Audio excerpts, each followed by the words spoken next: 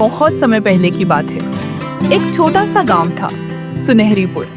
यह गांव जितना सुंदर था उतना ही उदास भी। गांव के लोग हमेशा परेशान रहते, कोई खेत की चिंता में तो कोई अपने बच्चों को लेकर।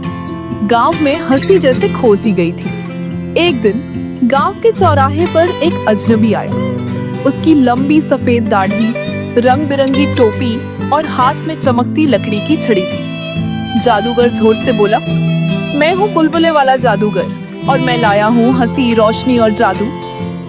बच्चे भागकर उसके पास आए। उनमें से एक नन्ही बच्ची, गुड़िया, सबसे पहले पहुंची। गुड़िया आश्चर्य से बोला, बुलबुले वाला जादूगर, ये क्या होता है? जादूगर बोला, मैं ऐसे बुलबुले बनाता हूँ जो उदासी को छूते ही गायब कर देते हैं और तुम्हें तुम्हारी सबसे प्यारी याद दिलाते हैं।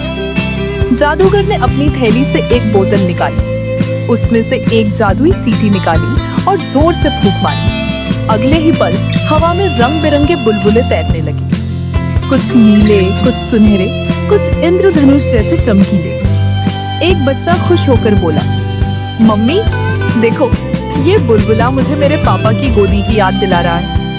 एक बूढ़ी अम्मा बोली, अरे ये तो मेरे बचपन की हंसी जैसी खुशबू लाया है। धीरे धीरे गांव के हर कोने में बुलबुले फैल गए और हर बुलबुला जैसे किसी की चिंता, किसी का डर, किसी की थकान को अपने साथ ले गया। मुखिया आश्चर्य से बोला, हे जादूगर, ये कैसे मुमकिन है? ये कोई जादू है क्या? जादूगर बोला, हाँ, मगर सबसे बड़ा जादू तुम्हारे अंदर है। ये बुलबुले बस तुम्हें याद दिलाते हैं कि असली खुशी तुम्हारे दिल में छुपी है, बस उसे बाहर लाने की जरूरत है। कुछ दिन बाद जादूगर अचानक गायब हो गया, लेकिन जाते जाते वो एक संदेश छोड़ गया।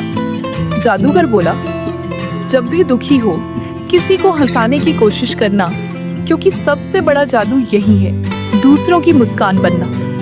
उस दिन के बाद सुनहरीपुर में एक नई परंपरा शुरू हुई।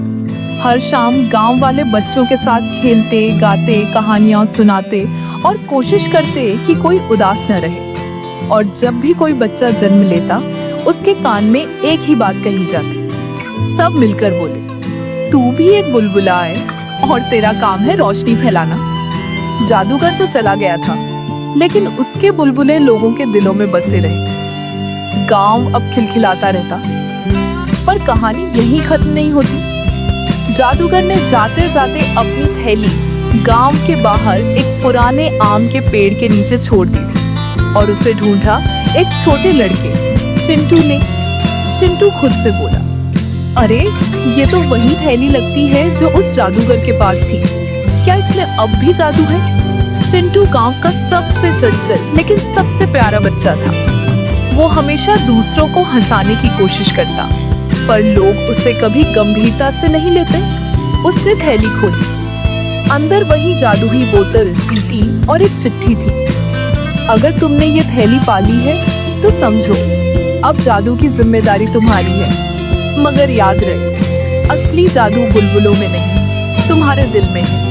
अब आगे का सफर तुम्हें तय करना है। चिंटू उत्साह से बोला, मैं नया बुलबुले वाला जादूगर बन सकता हूँ, लेकिन पहले मुझे सीखना होगा कि खुशियाँ कैसे बांटी जाती हैं। उस दिन से चिंटू ने एक मिशन शुरू किया, हर दिन किसी को मुस्कुराना।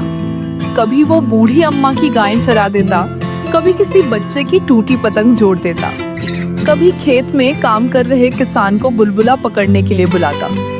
एक किसान हंसते हुए बोला, अरे चिंटू, तू तो सच में जादूगर बन गया रे। धीरे धीरे गांव के बच्चों ने भी चिंटू का साथ देना शुरू किया। वो सब मिलकर एक हंसी क्लब बना बैठे, जिसका नाम रखा गया बुलबुले की टोली। हर रविवार ये टोली गांव के किसी कोने में जाती और वहां नाच गाना, खेल और कहानियों के जरिए लोगों को हंसाती। सीख, अगर तुम दूसरों को हंसाने का हुनर रखते हो तो तुम्हारे पास दुनिया का सबसे बड़ा जादू है। अगर आप लोगों को ये कार्टून वीडियो पसंद आया तो एक लाइक और ओल स्टोरी का खजाना चैनल को सब्सक्राइब जरूर करें। मिलते हैं अगली वीडियो में, तब तक के लिए धन्यवाद।